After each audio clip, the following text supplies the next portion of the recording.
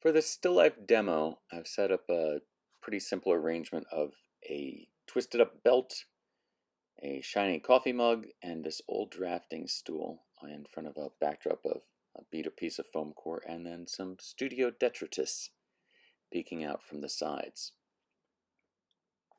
The idea here to give us something twisted and ribbon-like and something highly reflective and some ellipses. So the video itself is sped up to about 200%. So even I don't try drawing this fast. But we're making our demarcations. We're plotting out the composition right off the bat. Just making some basic measurements on the page of where we want our focal point to land. And then finding the ellipse of it. Though this chair is a little funny because it's more of a frisbee, which is sort of like a very squat cylinder with the corners rounded off.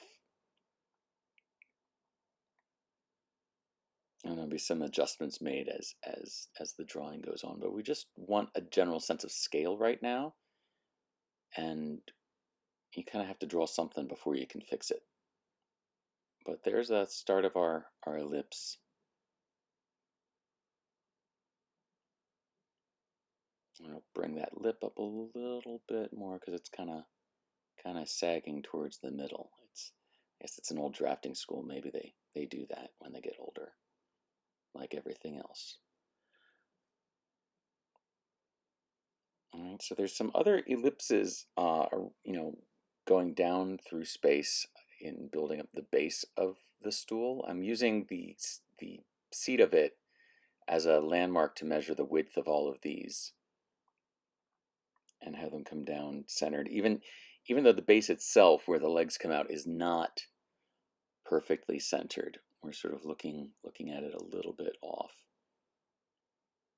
And the same will go for this little adjustment piece. Now, one thing about these is they all obey their own sort of rules of perspective. The cylinder of the seat and the cylinder of the stand all work across a horizontal, but this little crank that raises and lowers it is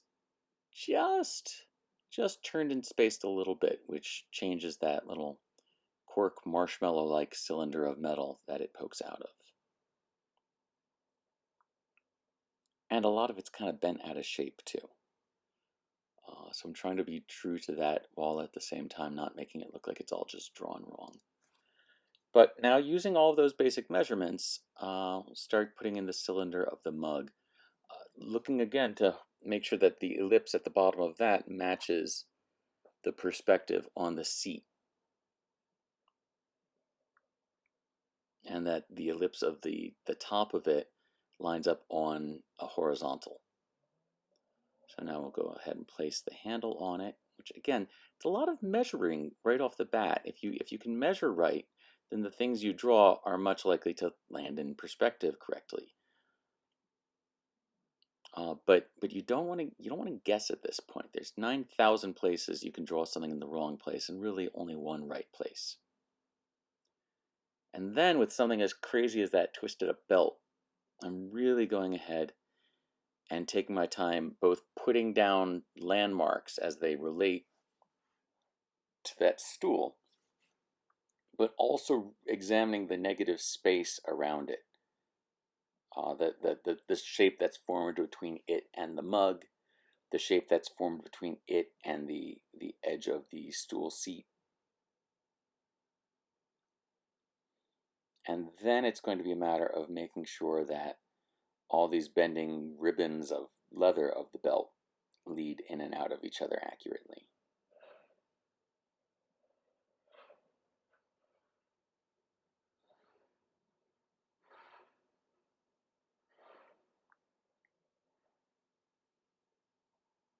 All right. As we draw, it's important to remember that the every edge of something is the edge of something else in your picture. The edge of your foreground is the edge of what's visible in your background. And when it comes to something like this, bending through space, every part of it leads to another part of it. And if any of these angles are off, it just simply put it won't do that. And then when we get into little details, there's a thing to keep in mind of, listen to your medium. Don't be more detailed than your pencil. What the visual language of your drawing is often dictated by the tools themselves. You can't paint a detail smaller than your smallest brush. And you need to figure out what the logic, what the visual language of your picture wants. How small a detail are you going to put everywhere if we go in and put individual stitching around the belt buckle. And so the other thing to keep in mind is, as we introduce lighting, the light and shadow have their own shapes. They have their own contour lines. So you can see that we've put that in at the base of the stool. And we go blocking in some of the elements of the studio showing around that leaning piece of foam core. I should also point out that the video to this is set up in at the best angle we could get right now, but there is still going to be a little bit of distortion to it from the lens. It's that thing that I tell you to watch out for when shooting your work. So we're going to go ahead and do some cleanup here. Just eyeball and double check angles and proportions and sharpen up that pencil. And now we can go ahead and start by putting in our core tone values. So do some high grade squinting right here. If it turns black, draw it black. And as much as we're jumping to black, use a dark pencil and don't drill into your paper. Don't burnish your paper. Remember, we're watching this at double speed, so take your time laying these values in. These are going to serve as landmarks as much as those initial ellipses served as landmarks. The proportions of your shadows matter just as much as the proportions of your objects themselves. And the shadows have their own set of contour lines to them. Contour is the word we give to lines that communicate the three-dimensional shape of something. And as we're using shadow to communicate that three-dimensional shape further, it is going to hug the contours of the object. Now in this belt, I'm going ahead and going up to that next value from the darks before I attack the rest of the picture. I just want to make sure that there is accuracy and give myself a like a roadmap for how the rest of the picture is going to progress. This will give me something to base the surroundings on. That if this object is not fully rendered, but if we get a jump start on it, it has a value range and a level of detail that I can use as like I said, a roadmap for the rest of the drawing.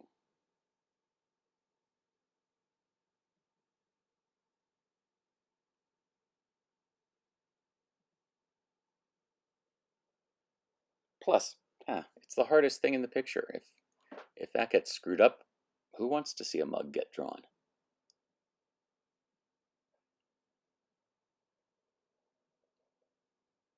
So go in with it's a combination here really of shadow and reflection in a way, because there's a distinct glare, there's a distinct lighting glare cutting across the top of the stool, which happens with deeply foreshortened objects. In our next assignments, we'll talk more about lighting design, but for now, we want things that are going to reflect and pick up glare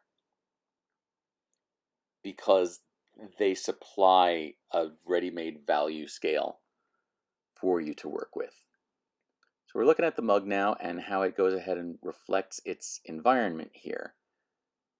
As much as it's about a visual language, sort of repetition and rhythm of how values repeat and stretch along that cylinder, uh, look at those actual shapes because they are the room. Somewhere in there, there's a really messed up self-portrait. Somewhere off to the left, those shapes are created by the bending of the belt. And right here, there are even shapes that are formed by the shadows and reflections of the mug in its own like reflected glare on the top of the stool, reflecting back on itself. It's kind of self-referential. Let's see if we can even out that dipping ellipse there a little bit.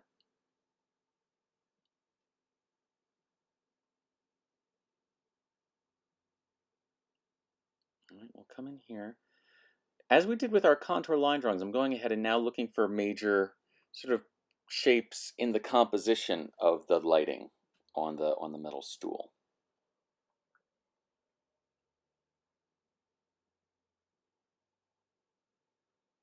Now I'm working on an easel here. It's sort of funny. There are ways when you work on an easel, when you just keep your drawing upright, that can seem kind of uncomfortable. Like there's always going to be some angle that you just wish you could turn your pad to. That seems like it'll make a curve easier to draw. As a matter of fact, left-handed and right-handed people will feel like the exact opposite levels of comfort. But I'm doing my best to keep it upright because that temptation to swivel your drawing around for the comfort of the direction of a line based on the swivel of your hand and wrist, that's the thing that often gets us to draw something perfectly in absolutely the wrong spot in the picture. On a shifted piece of paper, to draw the right curve or angle or trajectory while holding your paper at an angle that renders it wrong. So for the sake of work habit, I'm doing my best to keep this drawing straight up and down. The other benefit of working on an easel is I'm looking directly at the still life and the drawing at the same time.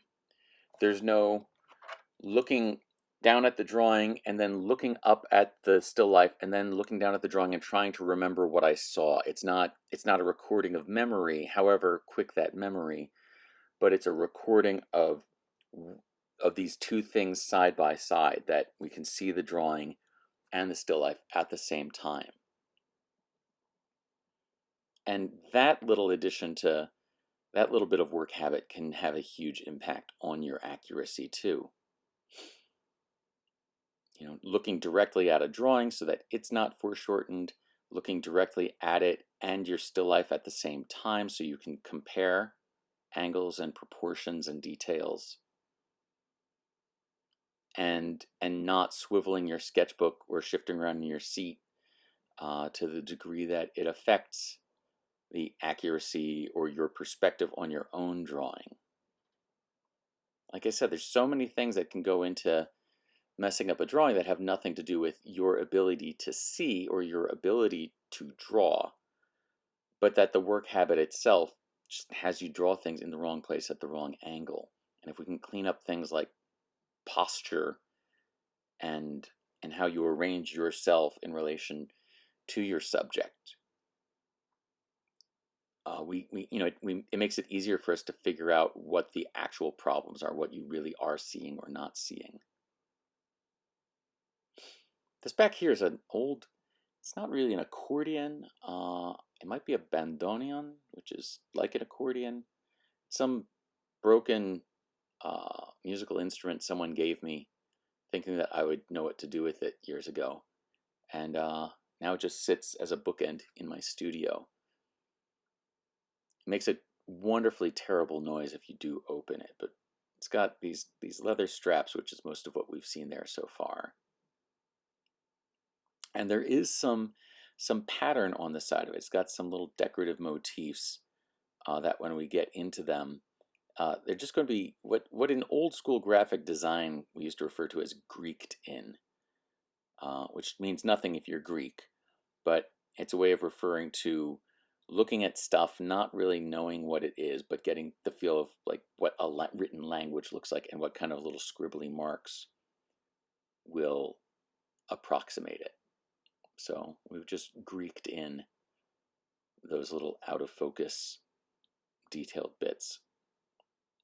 And the reason for that is it just goes along with what I was saying about the belt buckle. We're trying to keep the level of detail in this drawing consistent across the board. It's what in figure drawing or portraiture I like to think of as the nose hair rule, that rule that if you're close enough to see individual eyelashes, you can probably see people's nose hairs too. So you just know what you're getting in for when you fixate on a seemingly significant detail. Make sure you're prepared to give that whole world that level of detail.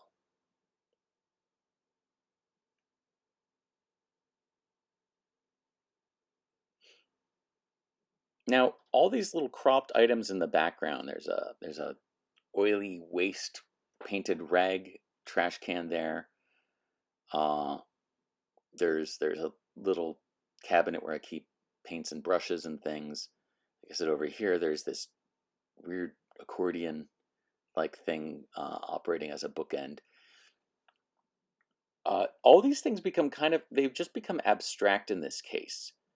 Uh, Maintain a balance between what objects are to you as useful items and what they are as shapes, directionals, and values in your picture. Oftentimes, if you can approach something abstractly with accuracy, you've you've created something that counts as realism. Uh, the opposite's not always true. Going in for detail doesn't always give us what we think a realistic result would be. So we finish off here with the completed drawing.